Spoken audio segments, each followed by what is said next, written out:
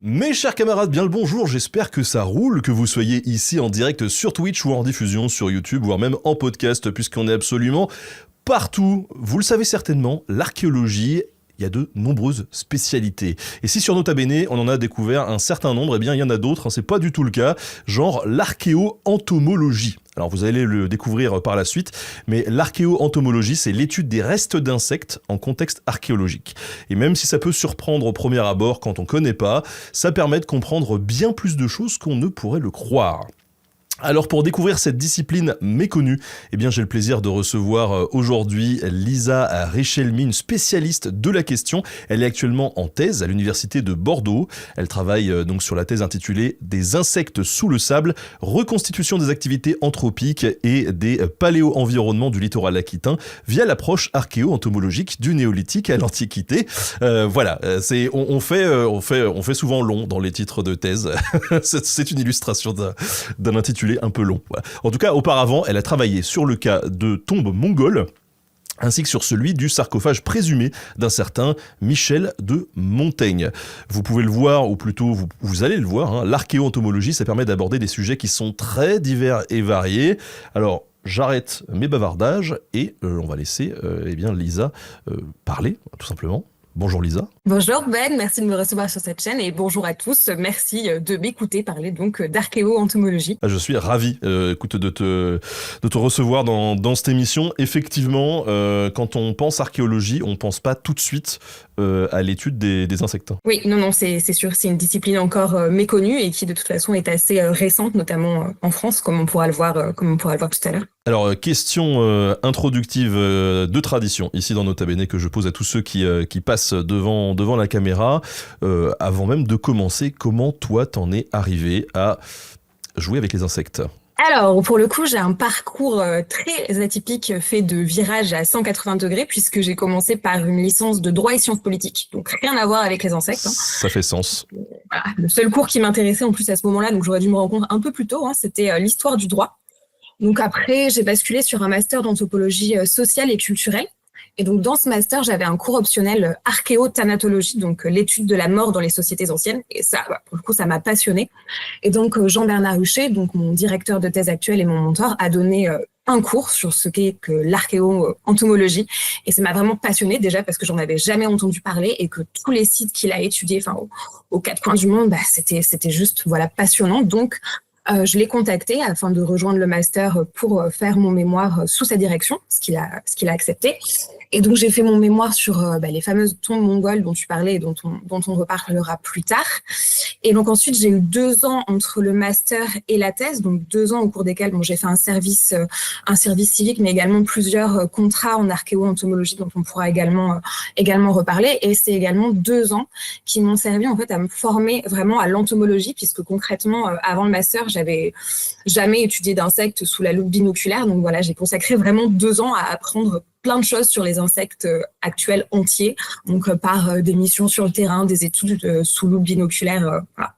Et donc, au bout de 2 ans, j'ai commencé ma thèse actuelle, donc sur le littoral aquitain, et actuellement, je suis en 3e année de thèse. Voilà. Ouais, donc, tu n'as pas passé ton enfance avec des kits à insectes dans le jardin ? Pas du tout. Alors, pour commencer, est-ce que tu pourrais nous définir un petit peu, parce que quand on s'intéresse aux insectes et à l'archéologie, c'est quand même 2 disciplines qui rentrent en ligne de compte. C'est quoi la paléo-entomologie ? Ouais, alors je vais commencer juste par définir ce que c'est qu'un insecte. Donc ça va être corps du coup en 3 parties, 6 pattes. Donc, les araignées ne sont pas des insectes. Et donc, la paléo-entomologie, on va avoir 2 approches distinctes.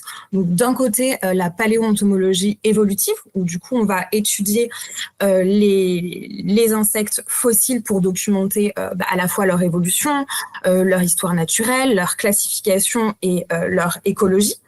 Voilà. Et donc, la paléo-entomologie évolutive, on va se focaliser sur les insectes qui sont fossilisés dans l'ambre. Donc ça intéresse a priori beaucoup les gens, mais c'est vraiment pas ma discipline pour le coup. C'est Jurassic Park, quoi. Voilà, c'est ça. Mais voilà, je le cite, mais je travaille pas dessus pour le coup. Et donc, c'est des insectes fossilisés dans l'ambre qui datent de plusieurs millions d'années.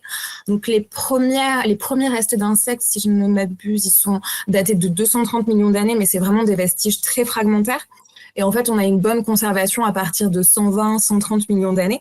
Et donc, pour citer un site emblématique, on a un site au nord du Myanmar, donc c'est l'ambre birman, où on a vraiment, c'est un site absolument spectaculaire pour ce qui est de la conservation dans l'ambre.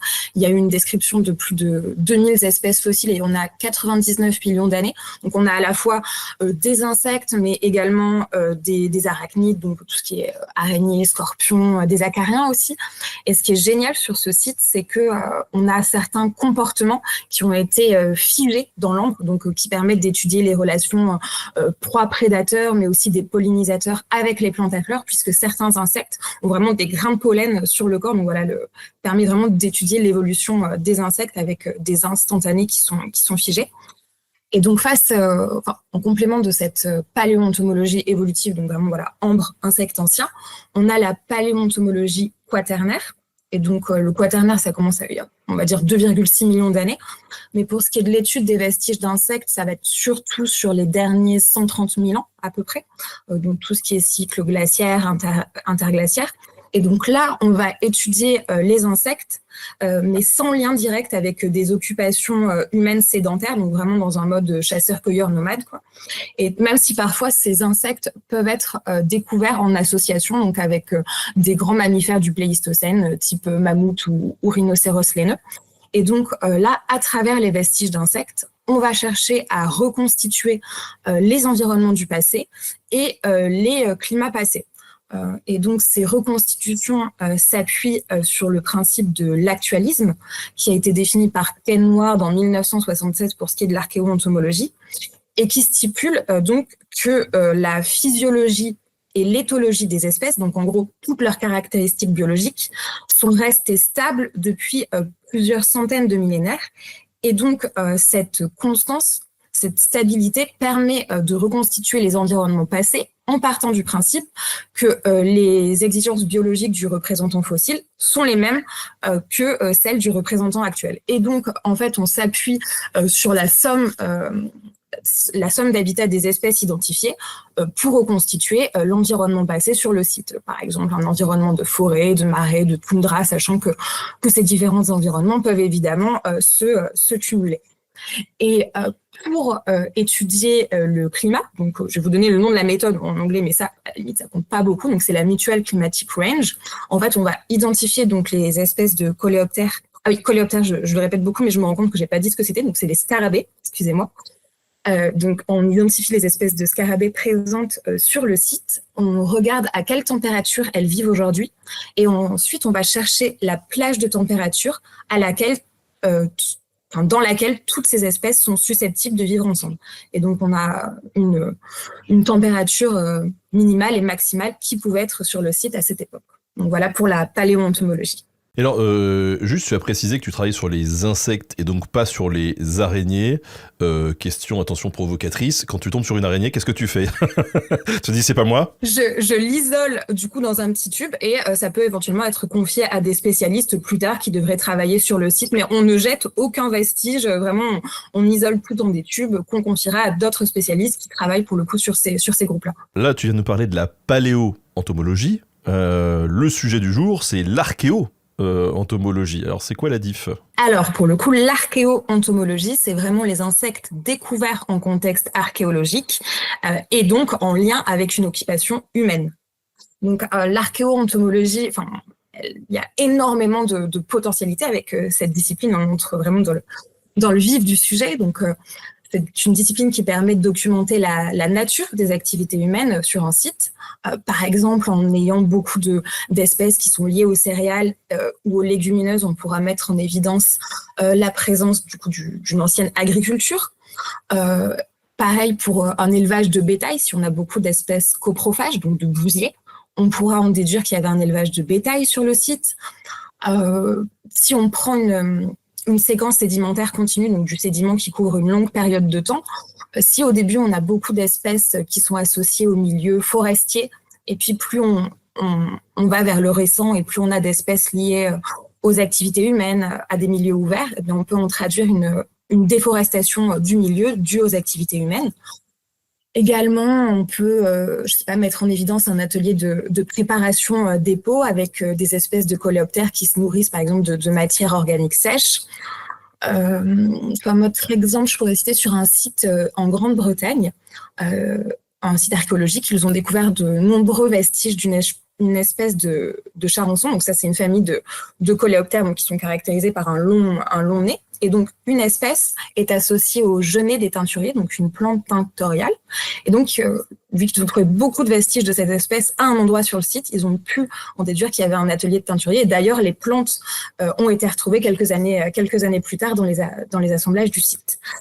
Donc, on peut également, avec l'archéoentomologie, reconstituer certains comportements alimentaires, notamment le stockage des denrées, parce qu'on peut retrouver dans un endroit du site beaucoup de ravageurs des produits stockés ou éventuellement des espèces qui sont liées aux moisissures. Et donc là, on pourra avoir un état de stockage médiocre du coup des aliments. Également, l'archéoentomologie permet de reconstituer l'environnement autour du site archéologique. Donc là, ça ressemble plus ou moins à la paléoentomologie quaternaire, où du coup, on va utiliser la somme d'habitats des différentes espèces présentes sur le site pour reconstituer l'environnement sur le site. Donc, on arrive souvent à une mosaïque d'habitats assez précise. Et donc, sur le site, sur la plupart des sites archéologiques, on a beaucoup d'espèces aquatiques, également ripicoles. Donc ça, c'est toutes les espèces qui vont vivre au bord des eaux, mais elles peuvent également, du coup, ces espèces de milieux humides, être associées à des espèces de milieux plus secs. Et donc, ces espèces peuvent donner des informations sur le régime hydrologique. Est-ce qu'on avait des eaux plutôt courantes, des eaux stagnantes? Est-ce que c'était des eaux salées? Est-ce que c'était des eaux douces?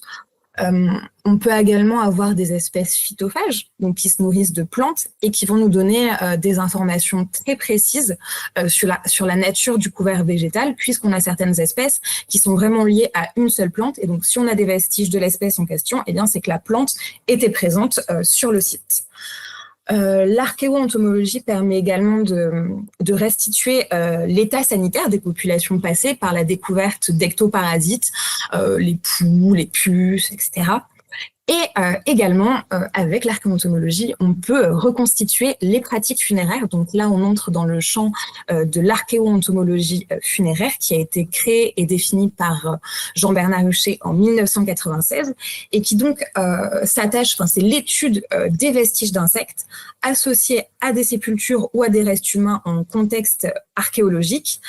Et donc, c'est un petit peu une sorte d'entomologie médico-légale appliquée à l'archéologie. J'essaye d'imaginer le nom de la thèse.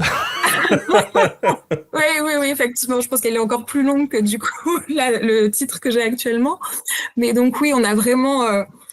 j'imagine que vous avez tous déjà vu des séries policières où à travers les insectes, on peut dater le décès, etc. Donc, en archéoentomologie, ça va être moins précis. Donc, on n'aura pas l'intervalle post-mortem, par exemple, mais on pourra obtenir beaucoup d'informations à l'appui des vestiges d'insectes. Par exemple, la saison de la mort, si les corps ont été exposés ou non avant inhumation. Par exemple, si on retrouve concrètement des espèces qui interviennent dans les derniers stades de décomposition et qui ne sont pas capables de s'enfouir, c'est que le corps était encore accessible à ce moment-là de la décomposition. Également l'éventuel dépôt d'offrandes qui n'auront pas subsisté, l'éventuelle réouverture de tombes, vraiment tout un panel de pratiques funéraires peuvent être mis en évidence à l'appui des vestiges d'insectes. Et c'est qu'un aperçu des nombreuses potentialités de l'archéoentomologie. On a quelqu'un qui nous demande si du coup on peut dater vraiment une période précise grâce aux insectes lors des fouilles. Alors, on peut dater les vestiges d'insectes avec le carbone 14. Ça a été fait, j'ai daté 2 coléoptères, 2 scarabées comme ça dans ma thèse, et ça concorde avec d'autres dates qui ont été obtenues sur d'autres matériaux. Donc oui, vraiment, les datations au carbone 14, oui, ça marche sur les insectes. Donc ça permet vraiment de les recaler dans des séquences chronologiques assez fiables. Alors, question très terre-à-terre, jeu de mots. Comment on se rend compte de la présence d'insectes, du coup, sur le terrain? Donc, il y a 2 approches. On a tout d'abord l'approche ichnologique. Donc ça va être vraiment l'étude des traces d'activité et des empreintes qui sont laissées par les insectes.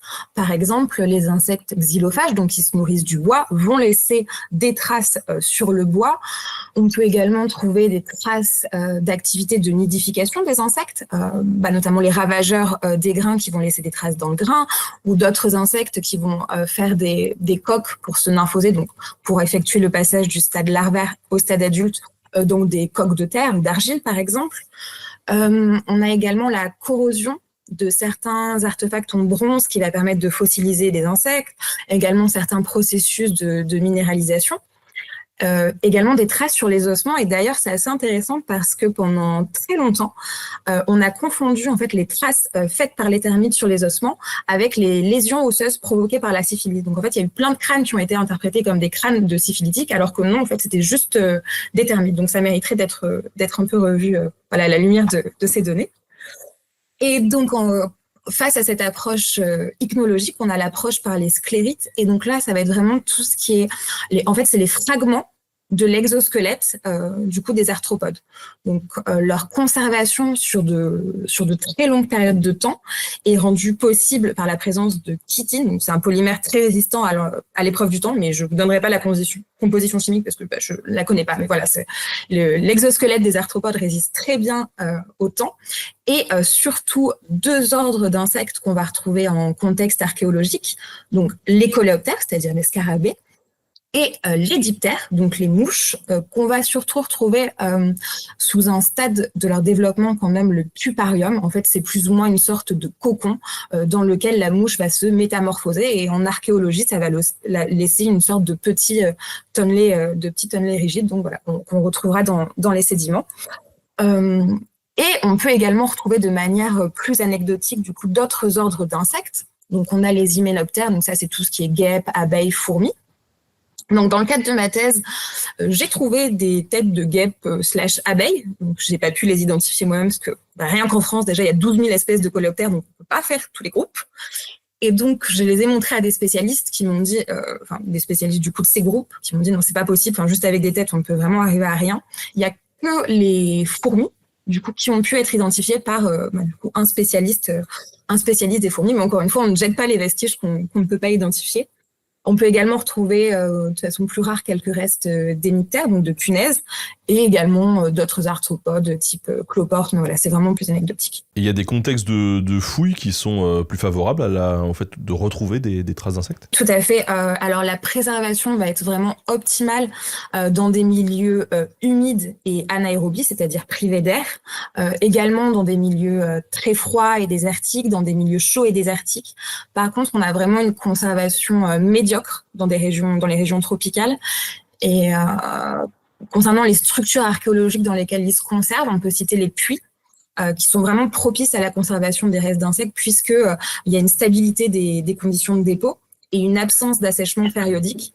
Et en plus, les puits sont susceptibles de piéger beaucoup d'insectes qui donc sont représentatifs de l'environnement immédiat autour de la structure archéologique et donc du site dans son ensemble. Tiens, petite question improvisée pour le coup, mais il y a quelques années, j'ai fait une petite vidéo sur le ver solitaire, notamment chez les Croisés, puisque on a une fouille archéologique de latrines de camps croisés qui a révélé notamment des ascaris, enfin plein de parasites, et le fait que vraisemblablement les armées de croisés étaient plutôt en mauvais état. Les mecs avaient quand même pas mal de trucs dans le bide. Dans ces cas-là, c'est un spécialiste, un archéologiste un archéo-entomologiste, je vais y arriver, qui intervient. Alors, pour le cas des parasites intestinaux, on a l'archéoparasitologie, donc une autre discipline du coup de l'archéologie, mais non, c'est encore une autre discipline en archéo-entomologie.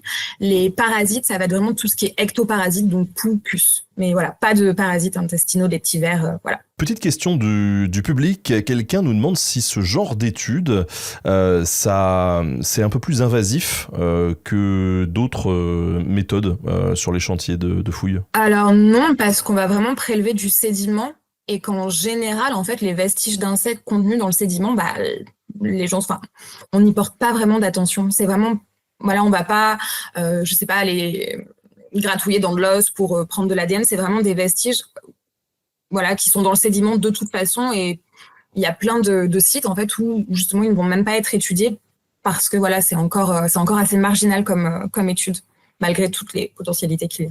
Question du public encore vraiment liée avec la discipline avant de rentrer vraiment sur l'historique justement de cette discipline. Alors, on a une grosse question. Est-ce que l'étude des insectes dans les archives archéologiques peut nous aider à prédire comment les pollinisateurs vont s'adapter au changement climatique à venir. Faut-il s'attendre à voir des espèces changer de taille et d'aspect dans les années à venir? Et si oui, à quelle vitesse ces espèces peuvent évoluer? Alors là, on va quand même très loin, mais est-ce que en tout cas, ça peut nous donner une idée? Alors, sur la prédiction de l'évolution de taille, j'ai pas d'informations, mais là où l'étude d'insectes dans le registre archéologique est très importante, c'est effectivement quand on s'attache au débat sur la biodiversité, puisque pour parler de perte de la biodiversité, il faut un point zéro en fait. Et du coup, avec des archives millénaires, on voit par exemple sur un site que telle ou telle espèce était présente et abondante, et qu'aujourd'hui, soit elle est plus présente, soit elle s'est raréfiée. Donc oui, faire des prédictions, c'est un peu compliqué, ou alors ça rentre vraiment dans des champs de modélisation que je ne maîtrise pas, mais on a vraiment des archives qui permettent de discuter d'une perte de biodiversité concrète au moment T par rapport à ce qu'on avait avant. Je ne sais pas si ça répond tout à fait à cette question très précise, mais... Ça donne des éléments de réponse et ça colle avec une autre question justement sur l'étude des variations de population d'insectes. Est-ce que en étudiant des sites, on peut voir s'il y a eu des variations de ces groupes d'insectes? Est-ce qu'il y a eu des chutes, puis des regains? Et si oui, est-ce que ça peut nous donner des pistes sur, on va dire, la résilience des écosystèmes actuels, quoi? Alors, ce qui est assez compliqué, c'est que dans le registre archéologique, c'est pas parce qu'on a une espèce qui est représentée que par un faible nombre d'individus qu'elle était faiblement représentée sur le site. Par contre, l'abondance d'une espèce sur le site traduira vraiment de sa réelle abondance. Mais la plupart du temps, en fait, on a des taxons qui sont représentés par assez peu d'individus, donc c'est compliqué de penser à la taille de la population parce que vraiment il faut aussi savoir que les fouilles qu'on fait en archéoentomologie, c'est une structure, un instantané à un moment T et qui donc ne sont pas représentatifs de tous les environnements du site. Donc voilà, si c'est abondant, oui ça l'était, mais si on a un faible effectif, on ne pourra pas discuter de la taille des populations et encore une fois, parler de taille des populations alors qu'on n'a qu'un échantillon qui n'est pas représentatif de tout le site, ça reste compliqué. Intéressons-nous un petit peu à l'histoire de l'archéoentomologie. À partir de quand on a commencé à s'intéresser aux vestiges d'insectes? Alors, ce qui est assez intéressant, c'est que les premières études archéoentomologiques sont assez tardives, mais que les premières mentions de découverte de vestiges d'insectes remontent à il y a près de 2 siècles. Donc la première mention que j'ai trouvée, alors peut-être qu'il y a d'autres choses encore, mais j'ai pas trouvé. Ce serait en 1838, donc dans une lettre adressée par le naturaliste Eugène Robert à Pierre-Louis-Antoine Cordier, qui était alors président de la Société géologique de France. Et donc dans cette lettre, Eugène Robert mentionne en fait des insectes qui sont dans des tourbières au Danemark, et il s'étonne de voir les couleurs préservées. Il cite même plusieurs espèces qu'il a pu reconnaître. Et un peu plus tard, voire beaucoup plus tard, en 1918, en France, l'ESN va découvrir lui aussi des vestiges d'insectes dans une île, une île de Bretagne, Belle-Île, donc il trouve plusieurs vestiges de coléoptères appartenant à différentes espèces, et il propose dès à présent en fait des reconstitutions des paléo-environnements de l'époque. Le seul truc, c'est que il observe donc sur certaines espèces des altérations de couleurs, et pour lui c'est pas du tout des altérations, mais ça veut dire que ce sont des espèces fossiles qui se sont aujourd'hui éteintes. Donc les principes interprétatifs étaient pas encore bons. Et sinon, donc l'archéoentomologie en tant que discipline va vraiment naître en Grande-Bretagne dans les années 60, donc sous l'impulsion de chercheurs tels que Coop, Kenward et Osborne. Donc on a vraiment beaucoup d'études en Grande-Bretagne qui se focalisent sur la reconstitution des paléo-environnements et des paléoclimats. Donc en général, pas du tout en contexte archéo, mais vraiment des temps un peu plus reculés. Donc sur les oscillations climatiques, on a beaucoup de sites où en fait on observe un remplacement d'une faune d'insectes adaptée au froid par une faune d'insectes adaptée à des climats plus chauds et vice-versa. Et donc ensuite, dans les années 70-80, la discipline commence à être vraiment bien établie, surtout en Grande-Bretagne. On a eu beaucoup d'études qui ont posé les principes interprétatifs, beaucoup d'études de cas sur plein de sites. Également en Amérique du Nord, dès les années 70, on a aussi beaucoup d'études. Et après, donc, l'archéoentomologie va s'étendre à d'autres continents. Donc, il y a des études sur tous les continents, à l'exception de l'Antarctique. Et ce qu'on observe, c'est que l'Europe, c'est vraiment le continent qui est le plus étudié. Déjà parce que voilà, les Britanniques ont été les précurseurs et ils ont toujours continué à faire plein d'études archéo-entomologiques. Hein. Par exemple, c'est le seul pays où on a des régions entières dont l'histoire environnementale a pu être approchée par les vestiges d'insectes. Par exemple, la région de Londres, son histoire environnementale a pu être reconstituée sur les derniers 10 000 ans à l'appui des vestiges d'insectes. Donc en Europe, on a également d'autres pays qui font des études, mais plus éparses. Hein. On a la Suisse, la Suède, la France, l'Italie aussi, mais l'Italie, ça va vraiment être un focus pour la plupart des études sur le domaine funéraire. Pour ce qui est de l'Asie, on a un important essor de la discipline à partir des années 2000, donc c'est assez récent, donc surtout en Chine et en Russie au début. Voilà, l'Amérique du Nord, voilà, très bien prospectée, comme je vous le disais, ces dernières années, mais en fait les travaux d'Alison Bain qui sont relativement récents, il y a une problématique qui est extrêmement intéressante et qui s'intéresse en fait à l'introduction de la faune européenne dans le Nouveau Monde et à ses conséquences sur la faune d'insectes locales. En Amérique du Sud, il y a très peu d'études. Ça va être surtout dans le domaine funéraire, parce qu'on a vraiment des conditions de conservation incroyables, notamment pour certaines tombes Mochica. En Afrique, pour le coup, très peu d'études aussi. Ça va être surtout sur des insectes fossilisés, donc du coup plutôt la paléoentomologie évolutive, et aussi sur quelques traces d'insectes, notamment les termites, des traces laissées sur Australopithecus sediba. Et en Océanie, pareil, très peu d'études. Donc, on a surtout des études qui se portent sur une famille de mouches, donc les chironomidés, qui sont des mouches très abondantes dans les lacs. Et lorsqu'on a des variations dans les communautés d'espèces, ça peut traduire du coup d'oscillations climatiques. Voilà un petit peu le petit panel continent par continent des... Voilà. Bon, ce qu'il faut retenir de cette histoire, c'est que la prochaine fois que à table ça commence à s'engueuler sur les rivalités franco-britanniques, on pourra dire bon, écoutez, ils nous ont au moins apporté l'archéo-entomologie. Voilà, mettons un peu d'eau dans notre vin. Voilà. Et donc tu citais la France tout à l'heure. Tu sens que on est à la pointe ou on est un peu à la traîne? Déjà, l'archéo-entomologie en France, c'est vraiment à partir des années 90. Donc avec Philippe Ponel. Et aujourd'hui, c'est pas qu'on a la traîne, mais c'est que en poste, en archéo-entomologie en France, actuellement, il y a 2 chercheurs. Donc il y a Philippe Ponel et Jean-Bernard Huchet, qui est mon directeur de thèse. Donc ça fait vraiment pas beaucoup pour déjà l'ensemble des sites en France et pour du coup de nombreux sites à l'international, puisqu'il y a plein de pays qui n'ont pas d'archéo-entomologistes. Donc voilà, on a en France, vraiment, ces 2 chercheurs qui partent en plus à la retraite assez prochainement. Et donc, Jean-Bernard Huchet, lui, il étudie vraiment des sites funéraires, donc vraiment dans des contextes très différents, que ce soit donc les Mochica au Pérou, certaines momies égyptiennes, les catacombes de Rome. Et Philippe Ponel, lui, va plutôt s'intéresser à la reconstitution des paléo-environnements en contexte archéologique ou non. Donc, il y a beaucoup de sites en France, mais également certains en Iran. Et il a travaillé un peu en Italie aussi. Après, on a d'autres publications un peu plus éparses, d'autres chercheurs, notamment Pierre Moret, David Pécréau, mais apparemment, il aura arrêté. Donc, vraiment, voilà, il y a encore beaucoup de choses à faire. Alors rentrons un petit peu dans le vif de la fouille. Quand il y a des insectes qui sont découverts lors de fouilles, comment ça se passe concrètement? Est-ce que on appelle tout de suite SOS archéo-entomologie? Est-ce qu'on fait des prélèvements pour les envoyer justement à un collègue qui, comme toi, serait spécialisé sur cette discipline? Est-ce qu'on fait les deux? Au mieux, on participe aux fouilles, déjà parce que les fouilles, c'est plutôt très chouette. Mais qu'ensuite, du point de vue interprétatif, lorsqu'on fait les prélèvements, on peut directement se rendre compte du contexte sédimentaire et archéologique dans lequel le prélèvement s'insère. Aussi, puisque on pourra repérer directement les endroits qui sont plus ou moins propices à la conservation. Et puis, parce que on peut, donc sur le terrain, poser des pièges et collecter des insectes aux abords du site pour pouvoir ensuite les comparer avec les vestiges d'insectes qu'on aura prélevés dans le sédiment.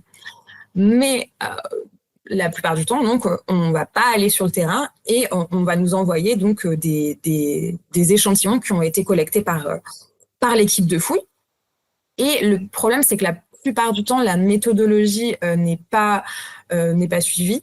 En fait, souvent par manque de temps aussi. En gros, par exemple, dans le domaine funéraire, on va recevoir un gros sac de sédiments qui correspond à tout le sédiment qui a été prélevé dans la tombe X. Sauf qu'en fait, c'est un volume qui est vraiment impossible à traiter en archéo-entomologie. Et du coup, le mieux, en fait, c'est de séparer les prélèvements en fonction des régions anatomiques, en ciblant par exemple celles qui sont le plus susceptibles de livrer des vestiges d'insectes, à savoir la tête, le thorax et l'abdomen. Puis en plus, quand on a des prélèvements qui sont faits par d'autres, ça peut également être le cas si c'est nous qui faisons les prélèvements, il ne faut pas qu'ils restent stockés longtemps parce qu'en fait, le sédiment après va se compacter et ça va fragmenter d'autant plus les vestiges. Donc, dans l'idéal, on participe aux fouilles et on traite les prélèvements juste après. Oui, parce que la spécialité, en fait, ta spécialité induit qu'il y a des process particuliers, quoi. Oui, tout à fait. Comme chaque discipline, en fait, en archéo, on va pas avoir la même façon de prélever le pollen, que la façon de prélever les graines, que la façon de prélever les insectes. Bon, alors, une fois que les prélèvements sont faits avec la bonne méthode, comment ça se passe? Décris-nous un peu le processus. Tu nous parlais tout à l'heure d'un puits, par exemple. Les puits, c'est plutôt propice. Comment ça se passe? Ouais, les puits, c'est vraiment... c'est le cas d'école parfait, quoi. Donc, en fait, on va, pour chaque unité stratigraphique, donc chaque couche de remplissage qui compose le puits, on va faire des prélèvements de sédiments, donc entre 3 et 10 litres par couche. Et donc, ensuite, on va étudier ces prélèvements en laboratoire.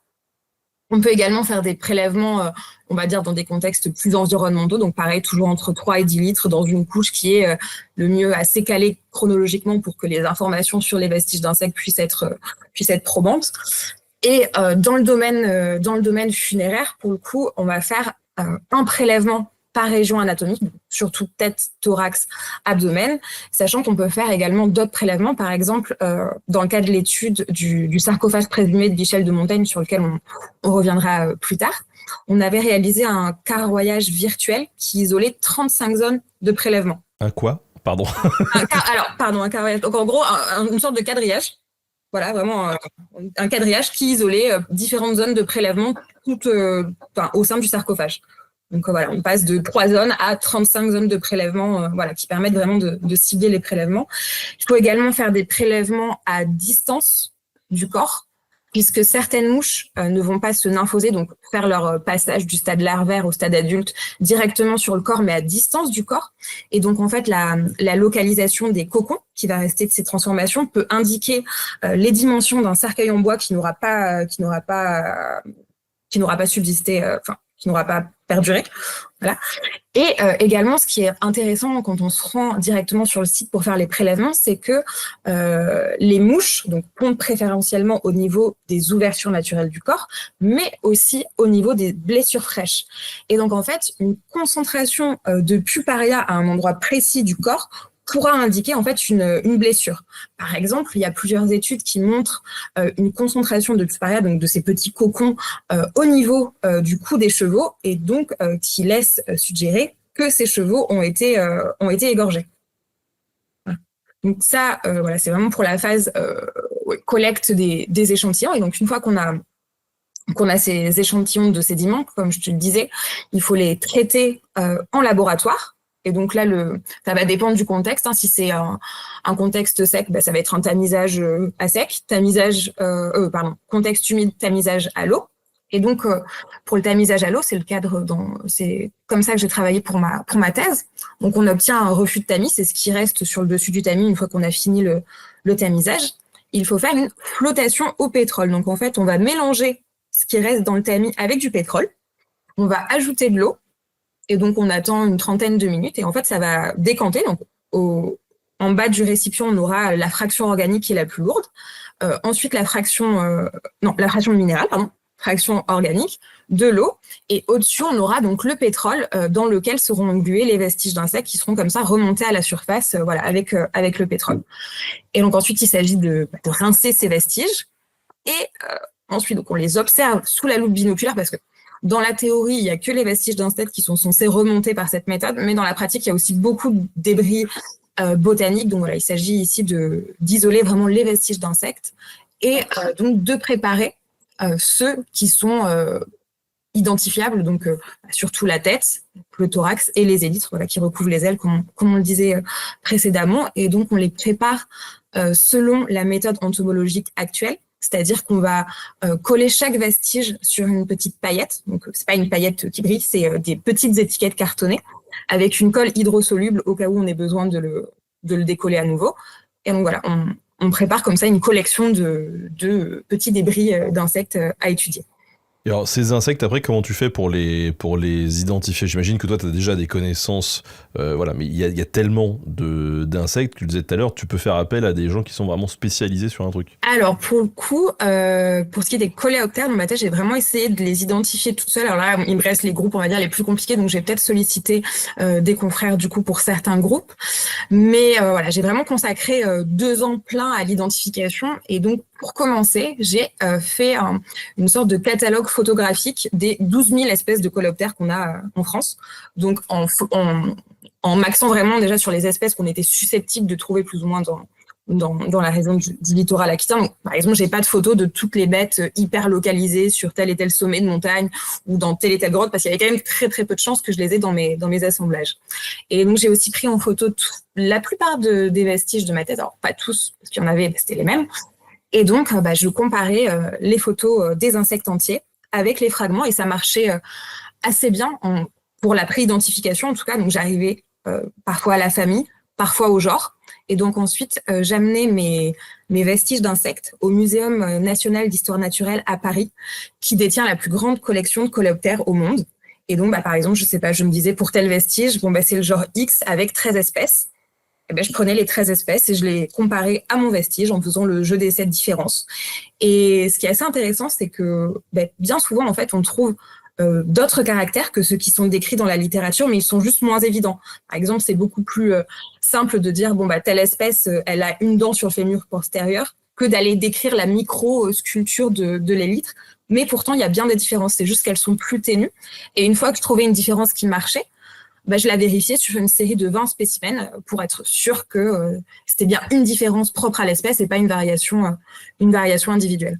Est-ce qu'il y a des insectes que l'on va retrouver qui ont disparu aujourd'hui? Pour les périodes que j'étudie, non. Ça va être vraiment pour les périodes plus anciennes. On a vraiment des espèces qui sont éteintes à l'échelle mondiale. Par contre, pour du coup les périodes archéologiques que j'étudie, ça va être plutôt une raréfaction de l'espèce ou des changements dans son aire de répartition. Par exemple, il y a beaucoup de sites en France où on a beaucoup d'espèces qui sont adaptées au froid et qui sont aujourd'hui localisées dans les pays nordiques. Sur donc quasiment tous les sites archéologiques qui ont été étudiés, on observe une raréfaction ou une disparition de nombreuses espèces qui sont liées aux forêts primaires. Mais elles n'ont pas disparu à l'échelle mondiale, elles ont juste disparu par exemple de la région donnée où elles sont ultra localisées dans une toute petite localité maintenant du pays. Par exemple, concernant l'histoire environnementale de la région de Londres dont je te parlais tout à l'heure, donc les auteurs ont pu mettre en évidence que 33% des coléoptères qui ont été identifiés sur une grande diversité de sites britanniques, de cette région, ont aujourd'hui soit disparu du pays, soit vraiment sont ultra localisés. Donc voilà, pas de disparition, mais vraiment un changement dans l'aire de distribution d'une espèce. Alors avant de passer à quelques exemples un peu concrets que tu as pu mettre en œuvre, j'ai à la fois une question du public et un constat. Alors un constat qui nous vient de Xavier Archéo Japon qui dans le chat, alors tout à l'heure on parlait de quel pays pratique cette spécialité voilà, et donc il disait que lui au Japon en tout cas dans les années 2010 ça a commencé à se développer. Il y a même un ouvrage qui a servi de manuel qui a été publié en japonais en 2015 sur cette discipline de l'archéoentomologie, mais c'est des recherches qui restent surtout sur la riziculture. Voilà. Ok, mais ça m'intéresserait quand même d'avoir la référence pour regarder ce qu'il fait au Japon, si jamais il peut la partager. Voilà, si tu pourrais me l'envoyer après. Et alors la question qui donc n'est pas sur ta spécialité, mais quand même je la pose parce que on nous l'a posé plusieurs fois. Voilà. Tout à l'heure on parlait de Jurassic Park et des voilà. Est-ce que c'est possible de récupérer l'ADN dans un moustique pour le cloner? Alors je m'en doutais qu'il y aurait cette question forcément. Jurassic Park, tout le monde tout le monde aime. Mais je suis désolée, mais pour l'instant, non. Oh. Parce que la quantité d'ADN qui est préservée dans l'ombre après autant de millions d'années, c'est vraiment infime. Et c'est surtout que même l'insecte à l'intérieur, à partir du moment où on l'extrait de l'ambre, en fait, il tombe en poussière. Donc, quelle serait la conservation de l'ADN à l'intérieur? Pour l'instant, avec les méthodes actuelles, on ne peut pas. Après, tout se développe tellement vite que peut-être un jour, mais voilà, en tout cas, ce ne sera pas moi, parce que ce n'est pas ce que j'étudie. Mais en tout cas, je suivrai ça avec attention. Passons donc aux exemples et à des cas parfois peu concluants, puisque les études menées en archéoentomologie et même plus généralement en archéologie donnent pas forcément toujours grand-chose en termes de résultats, mais c'est quand même intéressant de s'arrêter là-dessus, parce que des fois l'absence ou la non-conclusion, ça permet de renseigner aussi. Donc premier cas, il y a une étude que tu as menée suite à des fouilles liées à la bataille d'Orthez. Est-ce que tu pourrais rapidement nous planter le décor déjà? Tout à fait. Donc c'est une sépulture multiple, donc des morts simultanées, donc liées à la bataille d'Orthez, comme tu l'as dit, donc du 27 février 1814. C'est une des dernières guerres napoléoniennes, donc entre les troupes françaises des Pyrénées et les alliés anglo-ibériques sous le commandement du duc de Wellington. Et donc en fait, cette sépulture multiple a été fouillée en 2021 par l'INRAP, donc sous la direction d'Isabelle Souquet. Et donc, dans cette sépulture, il y avait 26 corps qui avaient été déposés rapidement, sans grand soin. Et on a retrouvé, en association avec ces corps, des boutons d'uniforme et des numéros de régiments d'infanterie, donc de ligne du Premier Empire, mais aussi de la British Army, donc qui ont permis de montrer qu'on avait vraiment des soldats des deux armées opposées qui étaient déposés ensemble dans cette sépulture. On a retrouvé également, l'étude anthropologique a montré des traces de trauma liés au combat, notamment des blessures par balle, des arrachements, voire de sections de certains membres. Ça a permis de montrer également que le recrutement était exclusivement masculin, avec des sujets âgés majoritairement entre 20 et 29 ans. Et donc là, le but de l'étude archéo-entomologique, c'était d'essayer en tout cas de déterminer combien de temps les corps étaient restés sur le champ de bataille avant d'être inhumés. Et éventuellement aussi de reconstituer l'état sanitaire des individus par la découverte d'ectoparasites dans les sédiments. En gros, comment est-ce que tu as procédé, toi, sur cette étude ? Et quels résultats vous avez pu dégager de ces études? J'ai reçu 3 sacs, ça aurait été bien si ça avait été que 3 sacs, 26 sacs de sédiments d'environ 10 litres correspondant aux 26 corps. Donc c'est vraiment un volume de sédiments, ça apparaît pas tant comme ça, mais en archéoentomologie, c'est impossible à traiter. Rien que le tri de ces échantillons, ça représente au moins 1 an de travail à faire que du tri. Et là, j'avais 2 semaines de pré-étude. Donc voilà, j'avais mes sacs et donc déjà j'ai choisi certains individus. Donc j'en ai choisi 3, dans des positions, dans des endroits assez éloignés de la tombe, voilà, un à chaque point. Ceux qui étaient les mieux conservés, j'ai essayé. Et dans une optique comparative, j'en ai pris 2 qui n'avaient pas de trauma visible et 1 qui était mutilé pour voir si éventuellement le délai de prise en charge changeait en fonction des blessures. Et donc, au sein de ces 3 sacs de sédiments, j'ai fait des sous-échantillonnages vraiment d'une petite fraction de sédiments pour voilà. Et donc, j'ai passé 2 semaines à trier du sable, plus ou moins. Donc, j'ai trouvé beaucoup de vestiges botaniques, pas mal de vestiges ostéologiques aussi, mais concernant les vestiges entomologiques, vraiment quasiment rien. Les seuls vestiges que j'ai pu trouver, c'est des espèces qui sont pas du tout liées au corps, vraiment qui se nourrissent de racines. Donc, il y avait des racines, très intéressant. Et les vestiges d'une mouche, donc on appelle la mouche des cercueils, Conicera tibialis, et qui est capable de s'enfouir jusqu'à 2 mètres de profondeur et qui donc concrètement aurait pu atteindre les corps à peu près n'importe quand. Donc pas d'informations sur le délai de traitement des corps. Et donc cette absence de vestiges peut s'expliquer. Il y a 3 facteurs en fait qui l'expliquent.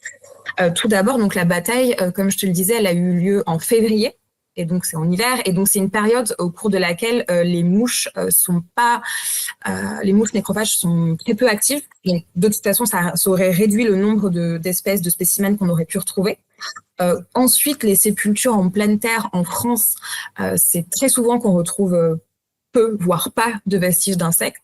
Et ensuite, du coup, évidemment, la méthode de prélèvement, puisque, par exemple, s'il y avait eu des prélèvements ciblés en fonction des régions anatomiques, j'aurais directement pris ces régions. Parce que là, si ça se trouve, en fait, dans mes sous-échantillonnages, j'ai étudié, je sais pas, un échantillon de sédiments localisé sous le pied droit, sans grande influence sur les vestiges d'insectes. Mais même si j'ai pas trouvé donc de vestiges d'insectes, quand je triais les échantillons sous la loupe binoculaire, j'ai trouvé une balle en plomb.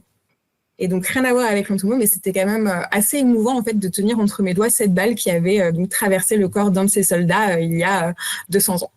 Donc voilà, c'était quand même une étude intéressante au moins à ce point de vue-là. Du coup, il aurait fallu, donc éventuellement pour des résultats un peu plus probants, beaucoup plus de temps, quoi. Oui, et donc beaucoup plus d'argent, ce qui n'était pas possible, quoi, rien que pour trier tout le sédiment. Oui, c'est bizarre, le manque d'argent, ça revient souvent, dis donc, dans ce type de live. C'est curieux.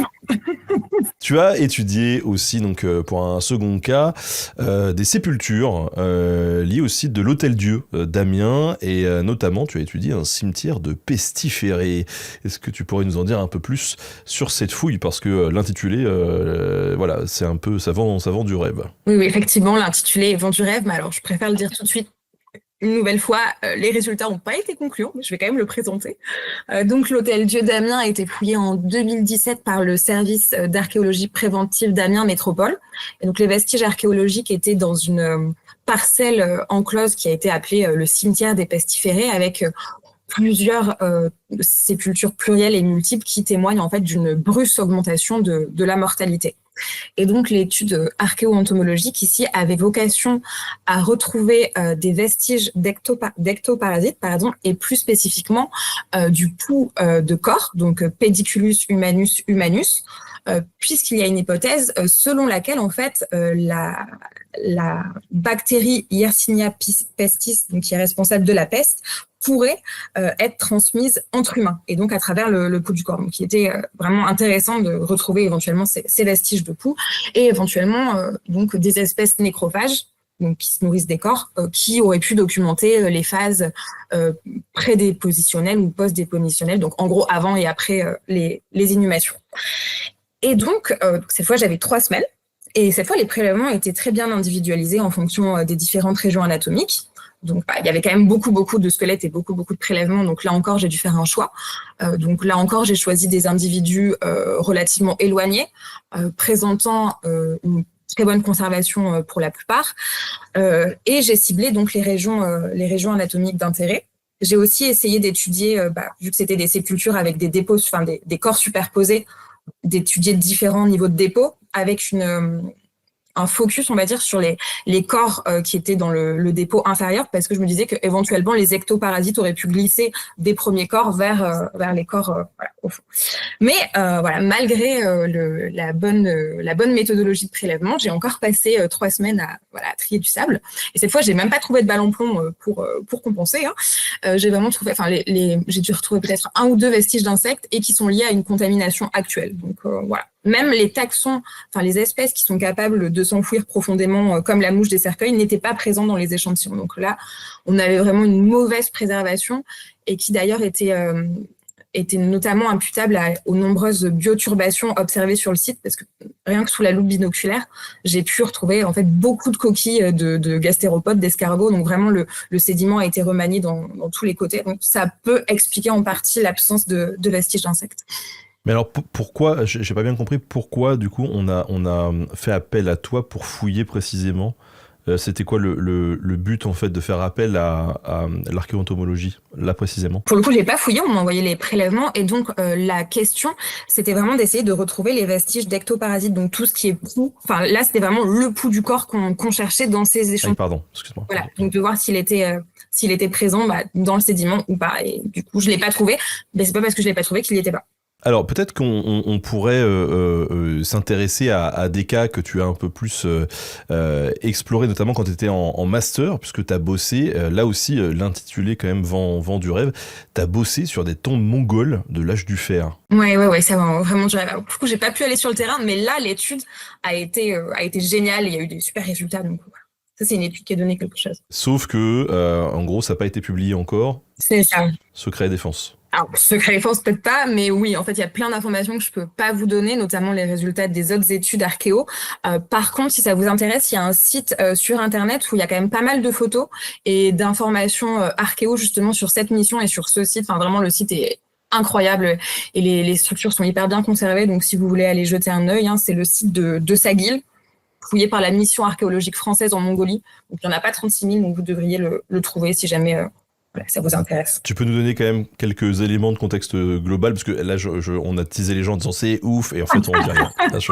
Oui, effectivement. Donc, en gros, le site de Sagil est en Mongolie, ça, je peux le dire. Donc, sur une terrasse qui a 1500 mètres d'altitude, au pied d'un massif montagneux. Donc, le climat est tempéré à froid et sec, ce qui a permis une conservation vraiment extraordinaire des vestiges avec des structures funéraires en bois qui sont préservées, enfin, presque dans leur forme originelle. C'est vraiment génial. Et voilà, le site la monographie est en cours de publication, mais en gros, lors des fouilles, ils se sont focalisés sur ils ont découvert une centaine de structures, certaines très complexes, et qui étaient, pour une vingtaine, en gros, globalement alignées nord-sud, et qui se sont avérées être des tombes. Et donc, au sein de ces tombes, on s'est focalisé sur les tombes appartenant à la culture Sagli, donc du 5e, 3e siècle avant Jésus-Christ, qui se caractérise notamment par un nombre accru d'artefacts en fer dans les tombes et qui atteste donc de la maîtrise de ce nouveau matériau. Et donc, dans les tombes, on avait à la fois des tombes individuelles, donc qui se caractérisaient par le dépôt d'un corps sur le côté, en position fléchie, parfois sur un lit de dalle. Et à côté de ça, on avait des sépultures plurielles, vraiment beaucoup plus complexes, qui étaient au sein d'enclos funéraires qui étaient marqués par des pierres, et où on avait creusé donc 2 fosses très profondément, puisqu'on a 3 à 5 mètres de profondeur quand même. Et c'était des structures extrêmement complexes avec une chambre funéraire en bois cette chambre pouvait contenir jusqu'à 12 individus, donc adultes et enfants. Il y avait aussi beaucoup d'artefacts, que ce soit en or, en fer, vraiment beaucoup de mobilier dans ces tombes, chaudrons, vraiment c'était une grande richesse. Et donc, dans le cadre de mon mémoire, j'ai étudié 4 tombes. Donc, une sépulture plurielle, donc celle avec les 12 individus, 2 sépultures individuelles, voilà, où on a vraiment seulement le dépôt d'un corps, et une autre tombe un peu plus, qui sort un petit peu aussi du lot, puisque c'est une structure très complexe, donc une chambre funéraire en bois, mais cette fois-ci où il y a un seul individu qui a été déposé. Pourquoi on a fait appel à l'archéoentomologie précisément sur ces tombes ? Alors, dans ces tombes, donc il y avait différentes problématiques, notamment dans celles où il y avait plusieurs corps. On se demandait si les dépôts avaient été simultanés ou successifs, du coup. Éventuellement, donc, de mettre en évidence les modalités de réouverture des tombes. Pareil, de savoir si, du coup, les corps déposés, les corps individuels, est-ce qu'ils avaient été restés exposés pendant toute la décomposition ? Est-ce que la tombe avait été fermée ? Éventuellement, mettre en évidence la présence de certaines offrandes végétales dont on n'aurait plus de traces, d'avoir des informations aussi sur la saison des dépositions, voilà. Donc, que des problématiques liées, pour le coup, au domaine funéraire. Et toi, t'as eu quel type de résultats, du coup ? Pour le coup, des super résultats, donc j'étais très contente. Super résultats. Oui, puis c'était vraiment bien conservé. En fait, la plus grande difficulté, ça a été l'identification de certains insectes, parce que autant ma thèse, c'est en France, donc la faune est quand même relativement bien connue, voire très bien connue. Autant en Mongolie, c'est un peu plus compliqué. Donc, il y a certains spécimens que j'ai envoyés à des spécialistes du coup qui travaillent dans ces régions-là et qui, eux, ont pu identifier certains vestiges. Et donc, au niveau des résultats, j'ai pu voir que les tombes fonctionnaient vraiment différemment. Donc, les sépultures individuelles où on a un seul corps, j'ai pu observer en fait une succession ininterrompue des différentes espèces nécrophages. C'est-à-dire que j'avais à la fois des espèces qui interviennent dans les premiers stades de la décomposition, comme j'avais des espèces qui interviennent dans les derniers stades où il reste vraiment du corps que vraiment la peau, quelques ossements, etc. Et en plus, donc ces espèces qui interviennent à des stades de décomposition tardifs ne sont pas capables de s'enfouir. Donc ça veut dire que les corps sont restés exposés pendant toute la durée de la décomposition. En plus, dans l'une des tombes, ils ont découvert un os du pied qui n'appartenait pas à l'individu inhumé, donc ça laisse penser à l'utilisation de cette fosse en fait comme un lieu de dépôt transitoire, voilà, où la décomposition s'effectue à l'air libre et après il y a une vidange éventuelle des ossements pour le mettre où. Voilà.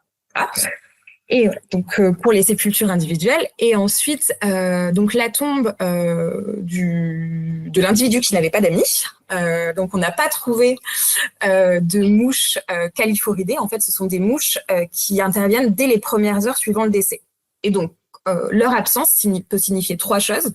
Soit que l'individu est mort en hiver, période au cours de laquelle elles ne sont pas actives, soit que le corps a été soustrait à l'activité des insectes, soit que la tombe a été refermée rapidement après la mort de l'individu. Donc ensuite, on n'a aucune autre espèce nécrophage qui intervient à des stades ultérieurs, donc la tombe n'aurait pas été réouverte. On a seulement des vestiges de la mouche, donc la fameuse mouche des cercueils Conicera tibialis, mais vu qu'elle est capable de s'enfouir aussi profondément, bon, là encore, ça ne donne pas d'informations puisque la tombe aurait été... si la tombe est fermée, elle peut quand même intervenir. Et donc, la sépulture qui a donné des résultats vraiment fascinants aussi. Enfin, en plus, la sépulture individuelle aussi, c'était vraiment bien. Donc, la sépulture, la chambre funéraire en bois avec les 12 individus. Donc, à nouveau, on a une absence des mouches caliphorides. Donc, comme pour l'autre sépulture, ça peut vouloir dire soit une mort en hiver, soit une soustraction du corps à l'activité des insectes, soit donc une tombe fermée rapidement. Pour le coup, la tombe était trop profonde, rappelons qu'elle était creusée à 3 à 5 mètres de profondeur, donc trop profonde pour permettre la colonisation par la fameuse mouche des cercueils. Par contre, dans la tombe, on a découvert des vestiges d'une mouche, donc Tephroclamis rufiventris de son petit nom, qui, elle, intervient au 3e stade de la décomposition et qui est capable de s'enfouir seulement à 90 cm dans le sol. Donc, ça laisserait supposer que la tombe a été réouverte pour déposer de nouveaux corps et que cette mouche-là, a colonisé les premiers corps déposés qui étaient parvenus au 3e stade de la décomposition. En plus, contrairement à d'autres taxons typiques de la faune nécrophage qui se nourrit des corps, cette mouche-là est active en hiver. Et comme on n'a pas retrouvé d'autres espèces qui interviennent au 3e stade de la décomposition, ce qui aurait été le cas à une autre saison, on peut supposer, sans certitude bien sûr, toujours en archéologie, que cette seconde phase d'inhumation a eu lieu en hiver. Au sein de la tombe, on n'a retrouvé que des vestiges d'adultes de la mouche, et donc on pourrait supposer, et non pas aucun cocon, comme tu parais, et donc on pourrait supposer qu'elle a été faite prisonnière accidentellement au sein de la tombe, qui aurait été fermée rapidement après que les nouveaux corps aient été déposés. Donc vraiment, cette étude archéo-entomologique a permis de mettre en lumière des traitements funéraires différents. Donc, d'un côté, on a des sépultures individuelles où le corps est exposé pendant toute la durée de la décomposition. Et de l'autre, on a des sépultures plurielles avec plusieurs corps, vraiment beaucoup de dépôts d'objets, etc. Et qui, elles, sembleraient être fermées entre différentes phases et réouvertes pour déposer de nouveaux corps. Donc, voilà. Tout ça, ça a creusé avec les données archéo, mais je peux malheureusement pas en parler ici. Un autre cas sur lequel tu as bossé, qui lui aussi t'a pas mal occupé, le sarcophage présumé de Montaigne, voilà. Ces dernières années, il y a une découverte qui a fait grand bruit, c'est celle du sarcophage présumé de Michel de Montaigne. Est-ce que tu pourrais nous faire un petit point sur cette découverte ? En fait, en 2019, dans les sous-sols du musée d'Aquitaine, a été découvert un cercueil en bois portant l'inscription Michel de Montaigne. Et à l'intérieur, on avait un sarcophage en plomb contenant les vestiges osseux d'un individu. Et donc, la fouille de ce sarcophage et de ce cercueil ont été réalisées en 2020, donc sous la direction d'Hélène Réveillas, avec une équipe de 7 scientifiques. Qu'est-ce qu'on sait du lieu d'inhumation de Montaigne et de son état depuis sa mort ? C'est un sarcophage qui a fait l'objet de beaucoup de déplacements. Donc, Michel de Montaigne est mort donc le 13 septembre 1592. Donc, il repose temporairement dans la commune de Saint-Michel de Montaigne. Et donc, en 1593, sa veuve, donc suivant la volonté que Michel de Montaigne avait exprimée, fait déplacer son sarcophage pour qu'il soit inhumé à l'église des Feuillants. Sauf que à l'église des Feuillants, la construction de son caveau déjà ne sera achevée que 26 ans plus tard. Et donc, une fois qu'il est déposé dans ce caveau, on a également en 1871 un grave incendie qui ravage l'église des Feuillants, et les travaux de reconstruction tardent. Du coup, le sarcophage, le cercueil sont laissés à l'abandon pendant des années et subissent du coup les différentes dégradations liées à une absence de toiture dans cette église. Finalement, en 1980, donc on construit un cercueil en bois pour transférer le sarcophage jusqu'au cimetière de la Chartreuse à Bordeaux, où le corps restera pendant 6 ans. Et enfin, on finit par le ramener dans le Palais des Facultés à Bordeaux, où il est oublié pendant plus d'un siècle, puis redécouvert lors de cette fouille en 2020. Et donc, par rapport à tous les déplacements dont ce sarcophage et le cercueil ont fait l'objet, il était primordial de chercher à reconstituer si c'était vraiment toujours Michel de Montaigne dans le sarcophage, ou si éventuellement, dans un des déplacements, on avait inversé des bonhommes. Et donc, cela a été investigué par une équipe vraiment pluridisciplinaire, avec beaucoup de spécialités de l'archéologie qui sont intervenues. On avait à la fois une étude historique sur le cénotaphe, sur les textes, une étude du bâti, une étude archéobotanique, une étude anthropologique, une étude ADN, enfin vraiment, et l'étude archéoentomologique. Il y a du budget quand il y a de la célébrité. Hein. C'est ça, effectivement. Donc, c'était très chouette d'avoir vraiment une équipe, autant d'études sur un seul individu. Et ces études-là, donc, elles ont révélé quoi? Pour le coup, moi, je vais vous parler de l'étude archéo-entomologique, et pour les autres études, si ça vous intéresse, donc il y a un livre qui retrace cette étude vraiment pluridisciplinaire avec les résultats des différentes disciplines. Mais pour ce qui est de l'archéo-entomologie, on a vraiment en fait, la découverte des vestiges d'insectes a permis de retracer cette histoire de déplacement du sarcophage qu'on avait par rapport au texte. Et donc, c'est une étude qui a aussi été très, très riche, puisque rien qu'au niveau de la diversité, normalement, dans des sarcophages, les études archéo-entomologiques révèlent moins d'une dizaine d'espèces. Et là, on en avait plus d'une vingtaine. Donc déjà, rien qu'au niveau de la diversité, c'était vraiment bien. Et d'habitude, également, dans les études de sarcophage, on a vraiment des espèces qui sont liées à la décomposition du corps.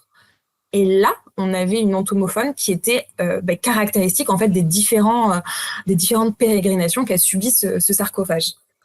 Par exemple, donc on a une mention dans les sources écrites qui dit que la toiture en bois ancien de l'église des Feuillants s'est effondrée et que ça laisse rentrer la pluie et l'humidité.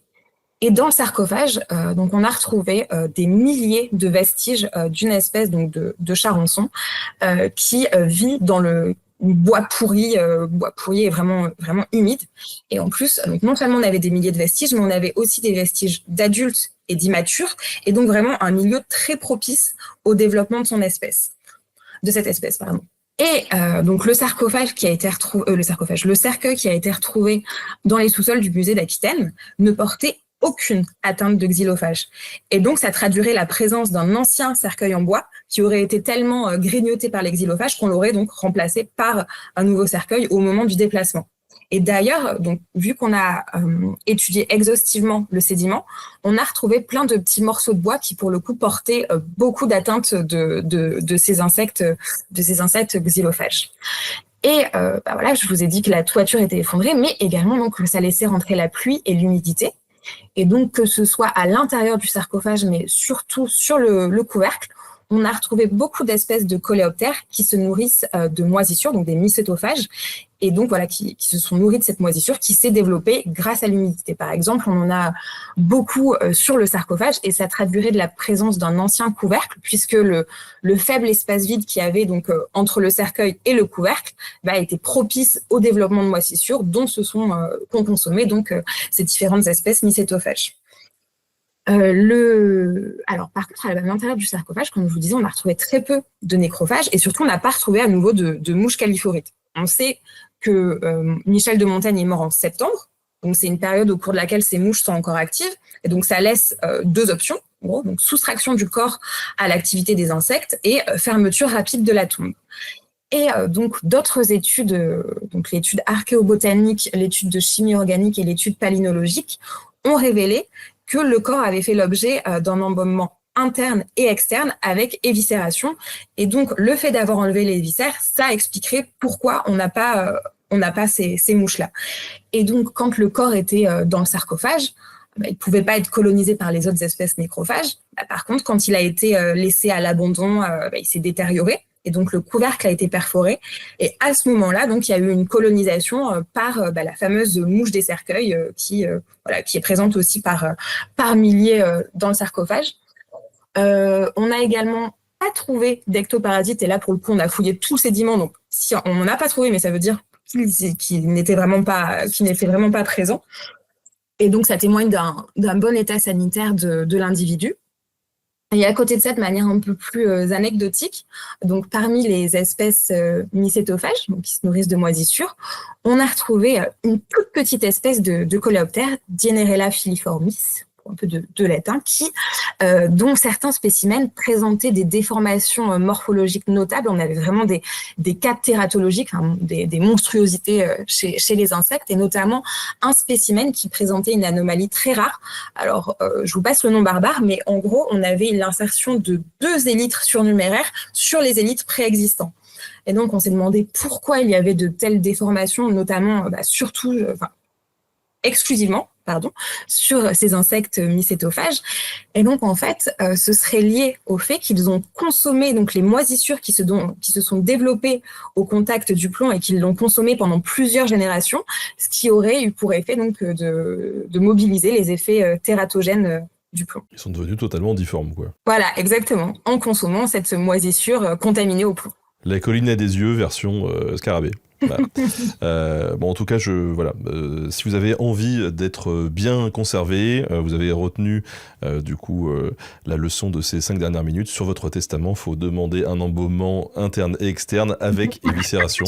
Voilà, je ne manquerai pas de rajouter ça sur mon testament. Sur donc la thèse que tu es en train de faire, tu travailles toi sur le littoral aquitain, plus précisément sur la plage de l'Armélie à Soulac-sur-Mer. Est-ce que tu pourrais nous situer tout ça ? Oui, alors la plage de l'Armélie est à Soulac-sur-Mer, comme tu l'as dit, donc c'est en Gironde, donc vraiment sur le littoral aquitain, à l'interface donc entre l'estuaire de la Gironde et la côte atlantique. Et donc la plupart des vestiges sont localisés sur l'estran, qui est la partie de la plage qui est découverte seulement entre 2 marées. Et donc, sur cet estran, on a un linéaire à peu près continu de vestiges archéologiques sur 2 km. Et donc, toi, tu mènes ces recherches dans le cadre du grand programme de recherche Human Past. C'est quoi le projet Human Past ? Alors, c'est un grand programme de recherche qui est porté par la communauté des sciences archéologiques de Bordeaux et qui est financé par l'initiative d'excellence de l'Université de Bordeaux donc qui est financé donc de septembre 2021 à décembre 2025 pour la première phase. Et là, on est en attente d'accord pour la deuxième phase qui devrait démarrer si tout va bien donc en janvier prochain. Et donc, ce grand programme de recherche, on croise les doigts. On croise les doigts. Pour ceux qui sont à l'audio, je viens de croiser les doigts sur... Et donc, c'est un gros programme de recherche qui réunit 170 chercheurs qui sont issus de 3 laboratoires bordelais, donc PACEA, laboratoire auquel je suis rattachée, Ozonius et Archéosciences Bordeaux, et qui donc réunit ces chercheurs autour d'une thématique commune qui est la notion de tipping point. En fait, c'est les points de bascule dans l'histoire de l'évolution humaine, de la préhistoire aux périodes historiques. Donc, c'est vraiment très vaste. Donc, ça a été découpé en plusieurs axes thématiques. Donc, on a à la fois les évolutions biologiques et culturelles, les migrations humaines, les transformations des environnements par les humains. Donc là, c'est dans cet axe-là que je m'inscris. Mais on a aussi l'émergence, l'organisation, la modification des sociétés, les productions artistiques, symboliques.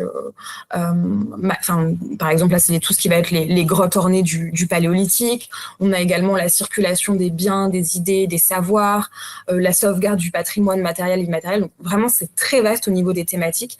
Et ce qui est génial, c'est que ça permet de nombreuses collaborations nationales et internationales, et donc beaucoup d'études pluridisciplinaires en fait sur une thématique qui est très large. Et donc voilà, ça laisse le champ à beaucoup de possibilités. Et donc c'est dans cet environnement plutôt très stimulant que ma thèse s'inscrit. Tu nous disais tout à l'heure que toi, il te faut pas des gros volumes de sédiments. Là, une plage de 2 km. Alors oui, effectivement, j'ai pas étudié les 2 kilomètres de plage, mais donc le sédiment a été prélevé dans différentes structures archéologiques. Et donc, pour ma thèse, j'ai étudié à peu près 200 litres de sédiments, sachant qu'il y en avait qui avaient été déjà tamisés lors de pré-études. Mais j'avais quand même un volume important de sédiments à traiter qui correspondait à 11 entités archéologiques, donc 8 structures vraiment délimitées, type puits, etc. Et d'autres, vraiment des niveaux sédimentaires, environnementaux, sans lien direct avec des structures archéo. Justement, tu parles de structure.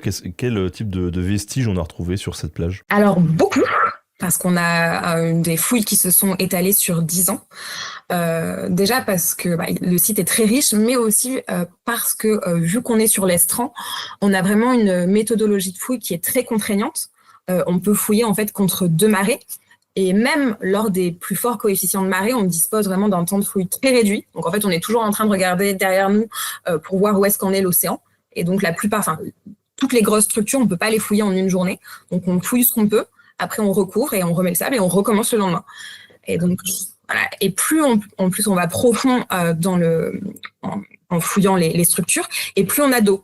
À la fois l'eau de l'océan, mais également la nappe phréatique qui remonte. Donc, ça demande des moyens humains, ne serait-ce que de pompage de l'eau. Enfin, voilà, c'est très compliqué. Donc, ça a justifié beaucoup d'investigations pendant longtemps. Oui, parce que alors moi je connaissais donc l'archéologie sur terre où bon ça va, t'as l'archéologie sous-marine qui a ses contraintes aussi, hein, voilà. Mais le entre-deux, c'est un délire. C'est la première fois que j'entends. C'est ça, c'est assez complexe. Et d'ailleurs, il y a certaines structures qu'on n'a pas eu le temps de fouiller qui seront du coup abordées par l'archéologie subaquatique. Voilà. On n'a pas pu tout faire parce qu'il y avait vraiment beaucoup de choses et c'était très bien préservé. Alors c'est galère et donc il y a beaucoup de choses, tu disais. Ouais.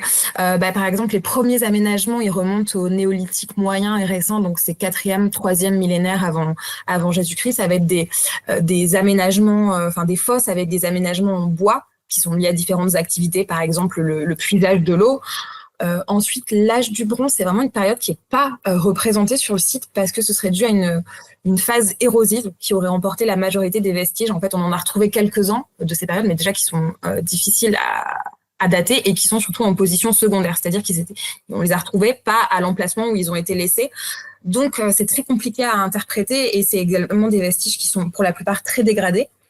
Donc l'occupation reprend au premier âge du fer, donc à peu près 800-450 avant Jésus-Christ. Donc là, on a le développement d'activités vraiment tournées vers la production du sel, avec beaucoup de mobilier relatif à cette production, également des fours à sel, donc dont il subsiste quelques traces.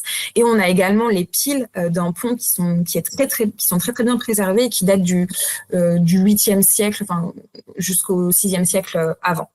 Donc voilà, on a vraiment plein de vestiges liés à la production du sel. Ensuite, on a une petite interruption dans les activités ou probablement peut-être un déplacement des activités plus au nord, mais comme on n'a pas fouillé plus au nord, on ne sait pas, on a juste vu quelques traces d'éventuellement un déplacement d'activité. Et l'occupation reprend au Haut Empire, donc 1er, 2e siècle, avec une occupation véritablement intense du secteur. On peut le voir avec les nombreuses couches de mobilier. On a des amphores, on a des céramiques super bien préservées, des charbons, également plusieurs voies qui sont marquées d'ornières, et vraiment on a beaucoup sur le site avec des aménagements liés à ces voies, que ce soit des fossés, des palissades, et des voies qui traduisent en fait un secteur de bifurcation, donc vraiment souvent emprunté. Et enfin, pour la période la plus ancienne sur le site, donc l'Antiquité tardive, le secteur est reconverti dans l'activité ostréicole, puisqu'on a découvert de nombreux bassins d'affinage des huîtres et aussi beaucoup de coquilles d'huîtres. D'ailleurs, je ne sais pas si vous connaissez donc la plage de l'Amélie à Soulac-sur-Mer, mais on peut voir des alignements de coquilles d'huîtres. Il faut savoir que ce ne sont pas des coquilles d'huîtres actuelles, mais bien en fait des vestiges de cette occupation antique. On les a étudiés, donc voilà, ce qui reste plus beaucoup, mais vous pouvez toujours en observer quelques-unes. Ensuite, on a une couche de tourbe qui vient se déposer sur l'ensemble du secteur entre la fin de l'Antiquité et le début du Moyen-Âge. Et enfin, le cordon dunaire actuel qui vient recouvrir ces niveaux. Et qui a permis d'ailleurs aussi leur protection vu qu'il les a recouverts. Mais alors c'est important de préciser pour ceux qui nous suivent et qui ne sont pas habitués, que ce soit aux thématiques de l'histoire ou de l'archéologie en général, le niveau des mers en fait a aussi bougé depuis 2 millénaires et plus maintenant. Donc c'est normal que une zone qui aujourd'hui est une plage puisse auparavant faire l'objet en fait de l'établissement de différentes structures, de différentes sociétés. Typiquement, j'ai eu la chance d'aller en Grèce pour visiter pas mal de sites et on retrouve des ports parfois qui sont assez enfoncés dans les terres.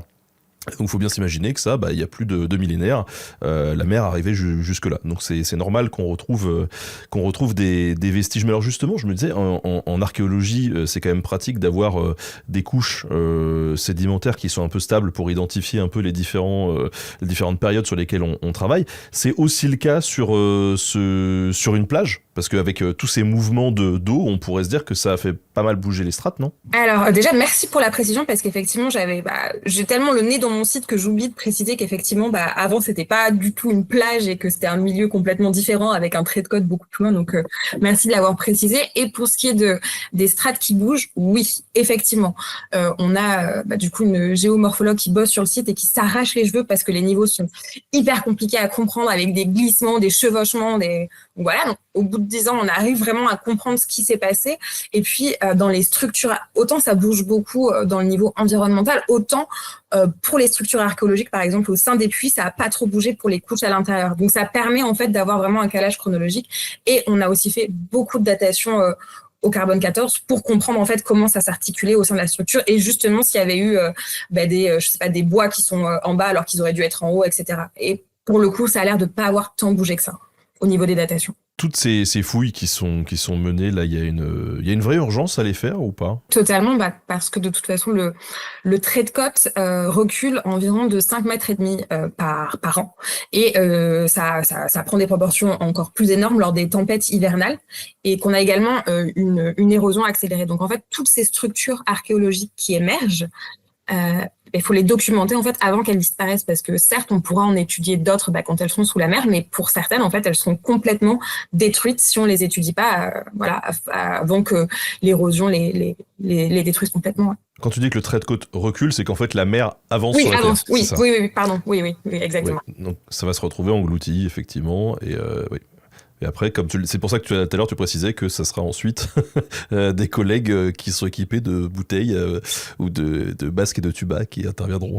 Exactement, mais pour les structures qui se seront préservées, parce qu'on ne sait pas comment elles vont réagir une fois qu'elles seront directement dans la mer. Est-ce que elles sont toujours aussi protégées, préservées ? On peut pas savoir. Alors toi, du coup, tu as fait des recherches sur la spécialité qui te concerne, à savoir l'archéo-entomologie. Quel type de recherche tu as pu mener ? Alors, ça c'est vraiment donc l'objet de ma thèse, où les problématiques de ma thèse à travers les vestiges d'insectes, c'était de reconstituer donc les environnements du passé, comment ils ont évolué entre le néolithique et l'Antiquité, les activités humaines et comment ces activités humaines ont influé sur la biodiversité locale d'insectes. Donc j'avais du sédiment provenant de différentes structures archéologiques avec différentes couches qui étaient individualisées. Et donc, j'ai extrait mes vestiges d'insectes avec la méthode dont on parlait tout à l'heure et je les ai identifiés donc, au Muséum d'histoire naturelle à Paris. Donc, à ce jour, j'ai environ 220 taxons de coléoptères identifiés, donc certains pas jusqu'à l'espèce, mais environ 75% des vestiges identifiables ont été identifiés jusqu'à l'espèce. Et donc, ce qui apparaît dans les échantillons, c'est qu'on a de nombreux coléoptères aquatiques et ripicoles, donc qui vivent au bord des eaux. Et ça, c'est vraiment à toutes les époques. Donc, on avait vraiment un milieu aquatique humide présent du néolithique à l'Antiquité. Comme la plupart des espèces sont associées aux eaux stagnantes, on avait plutôt la présence de marées, pas d'eau avec du courant. Donc, il faut vraiment imaginer, là, on a une plage aujourd'hui, mais avant que le cordon dunaire, en fait, protégeait cet environnement de marées. Et donc, c'était vraiment des marées de l'eau stagnante qui se développaient avec parfois des incursions d'eau salée à l'intérieur de ces marées. Pour les périodes les plus anciennes, donc pour le néolithique, en fait, il y a plusieurs milliers d'années. Donc, la structure la plus ancienne date d'il y a 5000 ans. J'avais des espèces forestières dont on constate vraiment un net recul à l'Antiquité et qui sont remplacées par des espèces de milieux plus ouverts. Donc, on pourrait imaginer un défrichement lié à l'activité humaine. Également, dans quasiment toutes les structures, j'ai beaucoup de coprophages, donc de bousiers, et ça traduit de la présence d'un élevage de bétail sur le site, et ça à toutes les périodes. Et ce qui est assez génial, c'est qu'en fait, la plus forte concentration de bousiers, de coprophages, je l'ai pour la structure la plus ancienne, donc celle qui est datée d'il y a 5000 ans. Et donc, en fait, ça veut dire que même pour cette période ancienne, on avait déjà en fait un élevage de bétail qui était important sur le site et pas juste quelques bêtes qui se baladaient sur le site. Vraiment un troupeau important. Et donc, ça documente en fait vraiment un point de bascule en fait dans l'histoire de l'humanité, puisque voilà, c'est la sédentarisation du néolithique sur cette côte, avec vraiment des troupeaux qui étaient déjà importants. Aussi dans mes assemblages d'insectes, en fonction des structures, j'ai des grosses différences dans les proportions d'espèces qui sont associées aux eaux douces de celles qui sont associées aux eaux salées. Donc en fait, c'est une approche qui a encore jamais été conduite en France, mais qui a déjà été faite quelques fois en Grande-Bretagne. Et donc, à travers ces proportions, on cherche à restituer la position des structures archéologiques dans le régime de marée passée. Par exemple, beaucoup d'espèces associées aux eaux douces, ça voulait dire que la structure était probablement localisée dans les étals d'eau douce à l'arrière du marais. Et à contrario, si on avait beaucoup d'espèces associées aux eaux salées, mais que la structure était plutôt en limite des plus basses mers. Et donc, par extension, ça permet de reconstituer la fonction de ces structures. Si on a des structures liées plutôt à l'eau douce, stockage de l'eau douce, puis, et des structures avec beaucoup d'espèces liées au milieu salé, plutôt des structures liées à l'exploitation du sel. Il y a également une autre structure. Alors, je n'étais pas censée l'étudier parce que normalement, j'avais plus de temps, mais elle m'intriguait quand même. Et c'est en fait une structure néolithique, donc qui n'a pas encore été datée par contre au carbone 14, mais qui, en fait, c'est un tronc évidé, donc qui a été creusé et qui a été interprété archéologiquement comme un puits.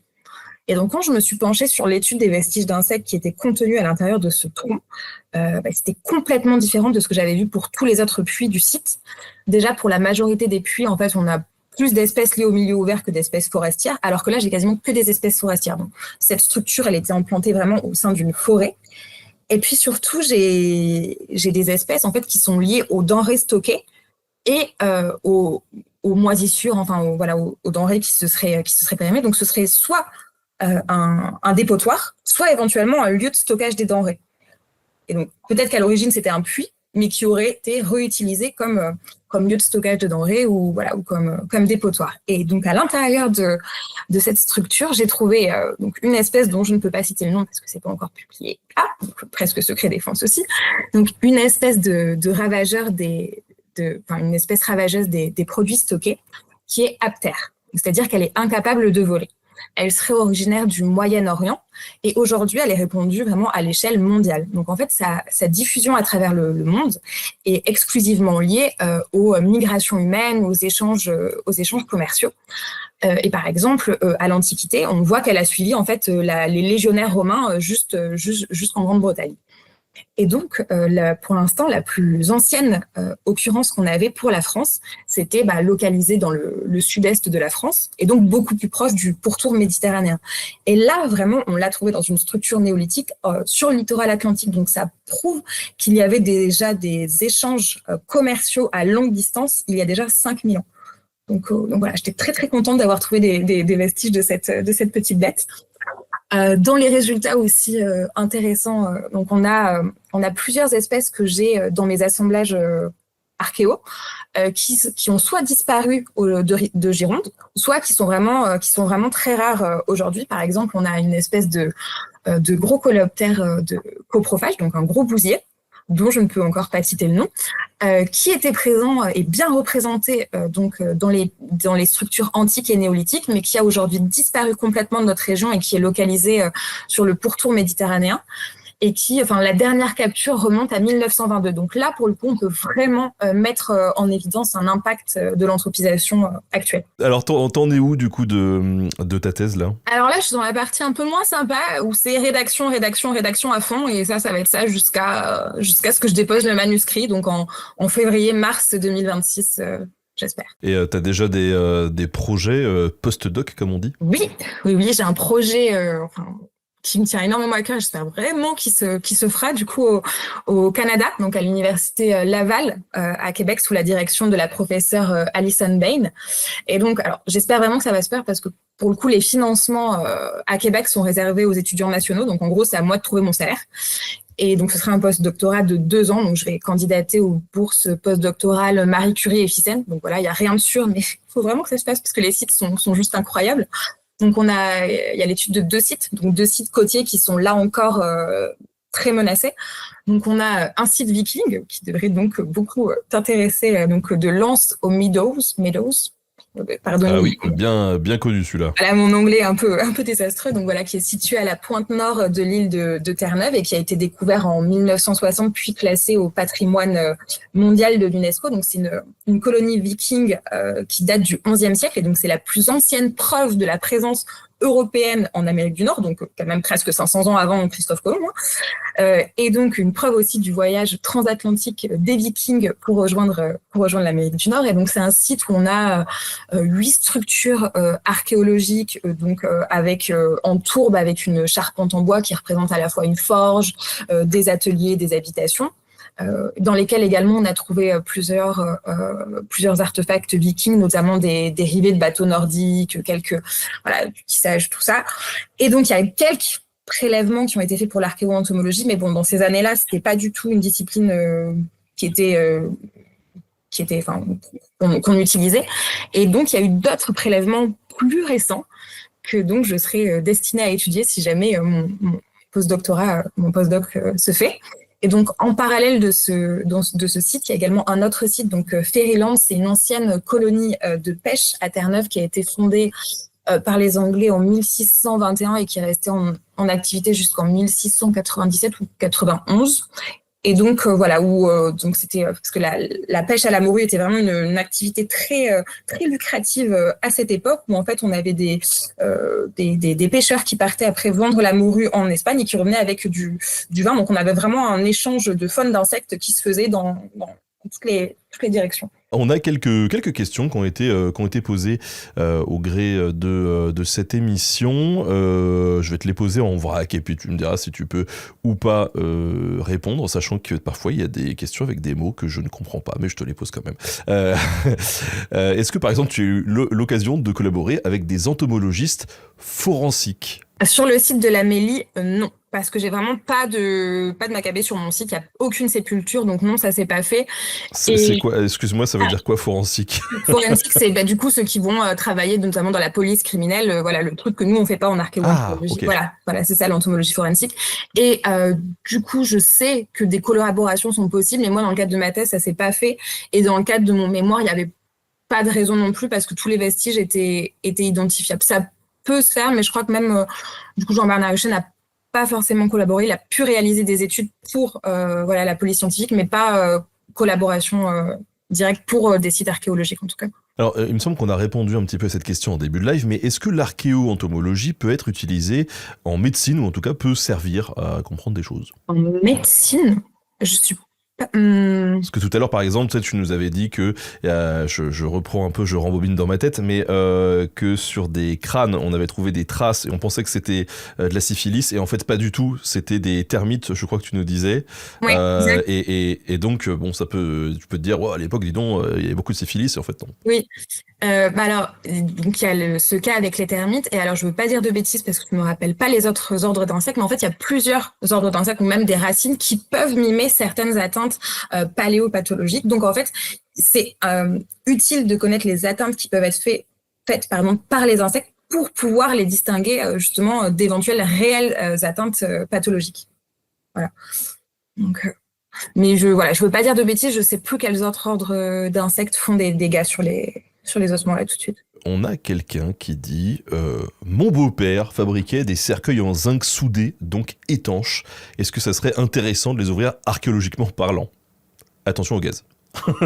Voilà. Alors, je dirais que oui, mais comme je ne suis pas une spécialiste de la question, loin de là, ben, je ne peux pas forcément le recommander. Mais oui, ça peut être intéressant scientifiquement. Mais après, voilà, je ne veux pas pousser qui que ce soit à faire, mais pourquoi pas? Si on remonte au début, on nous demande aussi à quand remontent les premières apparitions d'insectes. Apparition, comment ça? Au niveau de l'évolution ou J'imagine que c'est ça, ouais. Alors là, pareil, il y a des fossiles, mais je pourrais pas donner de date parce que, encore une fois, c'est pas mon domaine, donc je préfère ne pas donner de date plutôt que me planter. Eh ben écoute, y a pas de problème. Encore une fois, je suis désolé, c'est un peu tu vois, les questions de fin, et c'est pas des questions pièges du tout. L'idée, et je le fais avec chaque invité, je le précise ici pour tous ceux qui nous écoutent, c'est aussi de montrer ça. C'est-à-dire que un vrai scientifique, quelqu'un qui connaît bien son domaine et qui a envie de bien bosser dessus, c'est quelqu'un aussi qui dit là je sais pas, là il y a plusieurs possibilités, là voilà. Et ça c'est toujours important de le montrer dans les lives parce que sur internet, rappelez-vous, vous trouvez beaucoup de gens qui a priori savent tout, et souvent c'est des gens qui savent pas grand chose. Voilà, donc est-ce que tu aurais peut-être des références bibliographiques ou des documentaires, n'importe quoi, qui pourraient venir nourrir un petit peu tous les gens qui nous ont écoutés? Ah oui, voilà, j'ai noté plusieurs choses. Alors, faut savoir que alors, j'ai cherché des références biblio en français, mais déjà, il n'y a pas d'ouvrage vraiment général sur l'archéoentomologie en français. Et donc, ça va être plutôt des articles que j'ai trouvés en français. Donc, ça dépend des centres d'intérêt, mais par exemple, dans le domaine funéraire, il y a plusieurs articles donc, de Jean-Bernard Hochet qui a étudié des assemblages d'insectes provenant de différents contextes funéraires à travers le monde.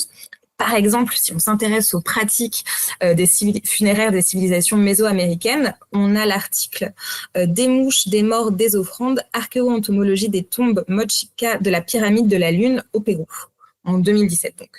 Donc ça, c'est vraiment un article qui est très bien documenté avec des belles illustrations à la fois des tombes et des vestiges, qui met en évidence une exposition des corps avant l'inhumation et un dépôt d'offrandes. Donc voilà, c'est un bon premier pas pour se plonger dans l'archéoentomologie funéraire. Si on s'intéresse aux momies, on a Insectes et momies égyptiennes, toujours par Jean-Bernard Hochet, donc en date de 1995, où on a un article qui est axé sur le symbolisme qui est affecté à certains insectes, notamment le scarabée sacré, où l'étude des insectes met en évidence certains procédés de momification qui incluent notamment des répulsifs contre les insectes. Voilà, donc ça c'est pour le domaine funéraire. Et pour le domaine, on va dire un peu plus reconstitution paléo-environnementale, donc en France, il y a tous les travaux de Philippe Ponel.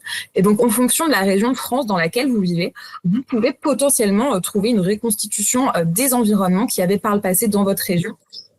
Donc Philippe Ponel, vraiment, il y a toute une liste bibliographique. Donc peut-être vous trouverez votre région, mais par exemple, il y a une synthèse des découvertes et des reconstitutions paléo-environnementales qui ont été faites sur différents sites en Normandie.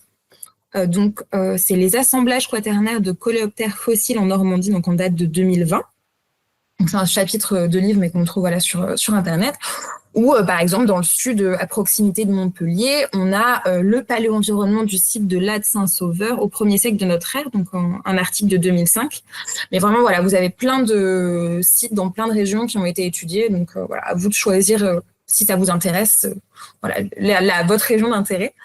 En Amérique du Nord, donc on a, alors j'ai pas trouvé en français pour le coup sur cette problématique-là, et donc je vais devoir prononcer le titre en anglais aussi, c'est bien peur. Donc les travaux d'Alison Day, donc Asylum for Wayward Immigrants, Historic Ports and Colonial Settlement in Northeast North America, en date de 2011. Et donc là, ça va être vraiment la problématique de l'introduction de la faune européenne du coup dans le Nouveau Monde et les mécanismes et les conséquences sur la faune d'insectes, puisqu'il faut vraiment voir la navigation ancienne en fait comme des sortes d'hôtels flottants qui transportaient les insectes à la fois par les provisions de grains, de bétail et aussi, mais peut-être même surtout, avec le lest en fait qu'on mettait dans les navires qui était fait de différents matériaux. Mais par exemple, quand on prenait un lot de rochers ou un lot de sable, en fait, on amenait la faune d'insectes qu'il y avait avec. Donc, c'est vraiment tous ces mécanismes d'introduction d'une faune dans un tout nouveau environnement. Et sinon, pour faire un peu ma pub et de ceux qui ont participé au chapitre, donc Tu as raison. le livre sur l'enquête pluridisciplinaire autour du sarcophage présumé de Michel de Montaigne.